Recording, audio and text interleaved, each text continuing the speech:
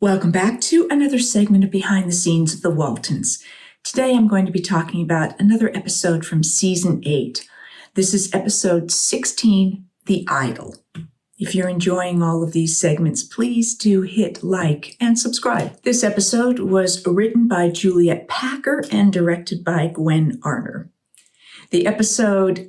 The primary focus is about our new school teacher, Hazel Lamphere, who has arrived to take over the classroom. Elizabeth meets her and immediately likes her. Hazel is very different than what she was expecting and turns out to be a real breath of fresh air. Early on, we do see that something seems to be wrong with Hazel. Something's a little off, but she says it's nothing and she's just taking some aspirin for it. However, in the classroom, things are just lots of fun. Hazel comes in and immediately sort of takes control, but not in a harsh, disciplinarian way that scares the children. But she's just no nonsense. She just takes everything in stride. She whistles them to attention.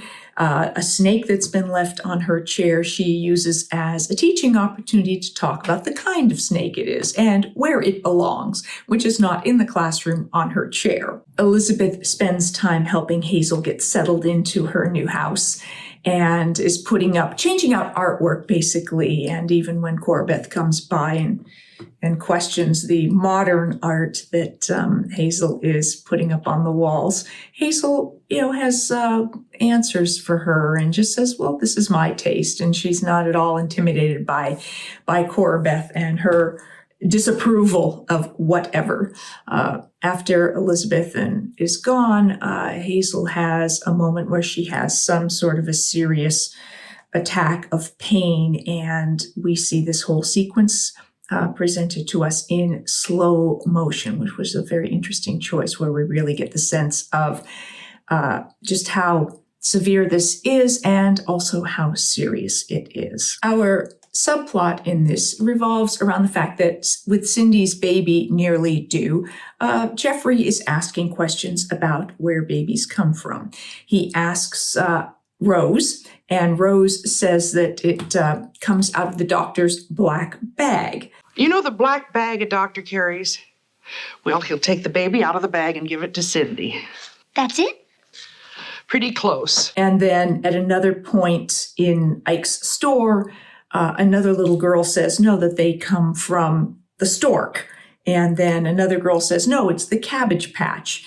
And all of this leads Hazel to recognize that perhaps it's time that they actually address the facts about childbirth and where babies come from. And of course, this is shocking to the community. And Hazel then invites any of the parents to attend her education class on this topic so they can see for themselves and ask any questions they might have. At Cindy's baby shower, Hazel arrives with a gift, and at one point she has a little moment, a dizzy spell, and Mary Ellen asks her about it, and she just says it's nothing. But later on, there is a point where Mary Ellen actually finds Hazel collapsed in her house.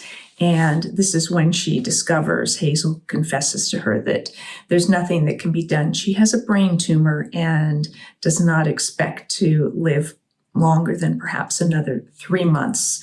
And Mary Ellen says that she's going to have to tell Elizabeth this because Elizabeth is thinking that she and Hazel are going to go to New York together, that Hazel's going to show her the museums. And so Mary Ellen really feels that she needs to let Elizabeth know because Elizabeth's going to be very hurt by this news. Ben has his stag party and all the men attend that. And then Ben's still scared about impending fatherhood. And so he is out drinking one night at the Dewdrop and is too drunk to get home. And that evening, Cindy comes in and wakes up John because the baby's coming and she needs to go to the hospital and Ben isn't there. So John is the one who takes Cindy to the hospital. And of course, Ben comes as soon as he finds out, and he is there to share the moment with Cindy. However, the baby has already arrived. John has done his best to give Ben advice, fathering advice. And he says, yes, the first time he was scared too, but after 7, he kind of knew the routine, and that Ben just, he'll figure it out as he goes along. And so when Ben does arrive at the hospital, and I get to bring in the baby, and this is a mix of when you can't actually see the baby, it would be a doll wrapped up. And then there are points when you actually do see the baby. And so those would all be very restricted moments, since infants were only allowed to be under the lights for about 30 seconds. And literally a nurse stands there with a stopwatch, and they don't turn on the lights until basically the camera's rolling and they're ready to go. They turn the light on, they say action, and they have those 30 seconds. And as soon as they say 30 seconds, or if the camera cuts sooner, those lights go back out and the infant is removed out from under the heat and the lights.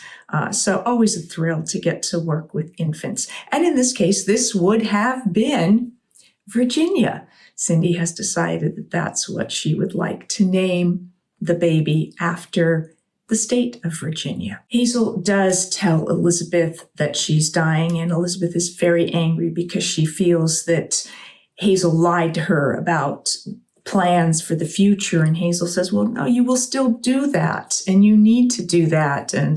But Elizabeth isn't ready to hear any of that. So she takes off and isn't going to show up at school. She's just really, really angry and mostly very hurt because she has so bonded with Hazel. Jason talks with Elizabeth, and he talks to her about what happened with him when his best friend Seth, that was from the episode The Gift, the character that Ron Howard played, when he found out that Seth was dying of leukemia. Similarly, he was very angry and didn't want to be around him because he didn't want to face the fact that he wasn't going to be there. So the conversation between Jason and Elizabeth really helps Elizabeth start to put it into perspective and recognize that she should not waste what time she does have with Hazel. A number of members of the community do show up for Hazel's class on childbirth. And she allows people to ask questions, and she answers them just in a very matter-of-fact way. And she, explains to the children exactly about, the womb, the uterus. And so we don't hear all of it, but members of the community seem to settle down based on Hazel's presentation. At first, Elizabeth has not shown up, and we do cut away and we see John having a conversation with Elizabeth, and talking about how this is her chance to say goodbye to Hazel, and that she really does need to show up for her, that's important to Hazel too. So Elizabeth gets the message and recognizes that she will regret it if she doesn't take this opportunity. So Elizabeth also shows up before the end of Hazel's class. We've talked a lot about matching and continuity and stuff like that. And there's a good example here early on in the episode where we're at the dinner table, and Elizabeth comes home and tells everyone about the new teacher. And then we're into having to match food. At one point, Elizabeth has the mashed potatoes. Then we see John serving himself something. And then we're back to Elizabeth, who is accepting green beans and puts some on her plate. And then we see a reaction of John.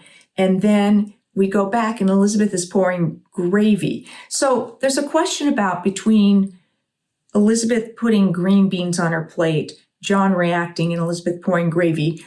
Do we consider there was enough time for her to have finished putting those green beans on her plate and picking up that gravy? But this is a place where the editor used that cutaway to John to then kind of edit down and perhaps tighten where that was. So we see Elizabeth pour that gravy, and perhaps that was Elizabeth's reaction was meant to be a little later on because she doesn't say anything at that point.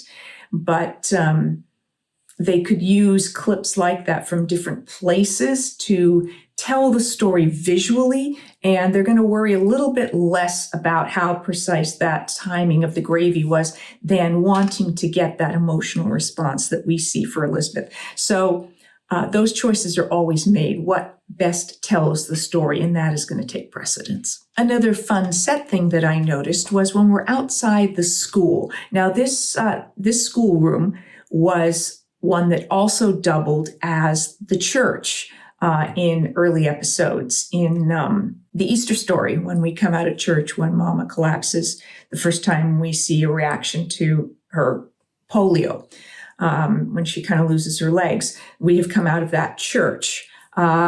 And early on in episodes, it was the schoolhouse. So throughout it was the schoolhouse, but it wasn't always the church. Then they started using another set that was on the back lot. This was in Midwest Street, this church. But in this case, we're using that for the exterior of the school. And you see how there's just dirt in front. And we no longer can see the sidewalk and the curb and stuff. So they have brought in dirt, and they have put the dirt to cover the sidewalk and the drop down to the road where you would have been driving on basically pavement and asphalt. So this is what they did to change up the set. So just a little piece of trivia there. I've also spoken about how Ralph was always very big on people actually eating when he was directing shows. Although he did not direct this one, we do have a little bit of that fun aspect of the stereotype of women when they are pregnant having all kinds of interesting food cravings. So we see Cindy, and she's eating interesting things. She has a sandwich, she has a donut, she has pickles, she has, I think, pickled pig's feet. So it's just an interesting combination. And I don't know how much say Leslie had about which of these foods she was eating, which ones she liked, which ones she didn't. And probably she had some ability to, although we saw the foods, not have to actually take bites of things that she personally didn't like. Our guest stars in this episode were Susan Krebs, who played Hazel Lamphere. And Susan has done a lot of TV, including MASH, Columbo, Family, Hill Street Blues, ER, Santa Barbara, Knots Landing, Matlock, etc. And I'm very happy to say that I have connected with Susan, and she is going to be joining me for a chat very soon. So look out for that within the next month. We're gonna get that shot in a couple weeks, and then it'll be on as soon as those segments are edited and ready to go. So very excited and looking forward to having Susan as a guest. Other guests in this, Pat Corley played the bartender. He was also Phil in Murphy Brown for 182 episodes.